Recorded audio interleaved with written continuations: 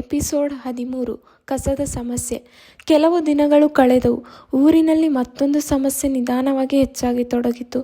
ಆದಿ ಒಂದು ದಿನ ಶಾಲೆಯಿಂದ ಮನೆಗೆ ಬರುತ್ತಿದ್ದಾಗ ರಸ್ತೆಯ ಬದಿಯಲ್ಲಿ ದೊಡ್ಡ ಕಸದ ರಾಶಿಯನ್ನು ನೋಡಿದನು.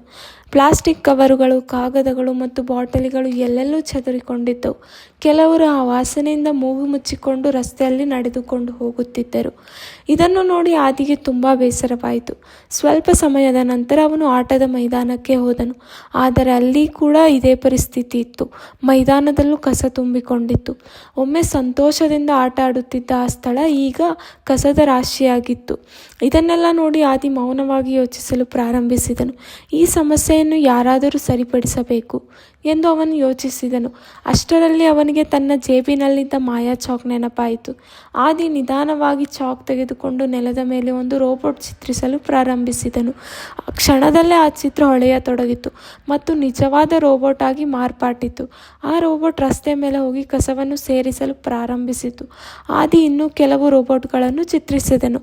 ಸ್ವಲ್ಪ ಸಮಯದಲ್ಲೇ ಹಲವಾರು ರೋಬೋಟ್ಗಳು ಸೇರಿ ಊರಿನ ಎಲ್ಲ ಕಸವನ್ನು ಸ್ವಚ್ಛಗೊಳಿಸಲು ಪ್ರಾರಂಭಿಸಿದವು.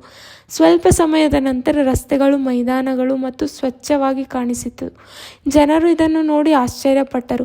ಇದು ಹೇಗೆ ಸಂಭವಿಸಿತು ಎಂದು ಅವರು ಮಾತನಾಡಿಕೊಳ್ಳಲು ಪ್ರಾರಂಭಿಸಿದರು. ದೂರದಲ್ಲಿ ನಿಂತಿದ್ದ ಆದಿ ಮೌನವಾಗಿ ನಕ್ಕನು.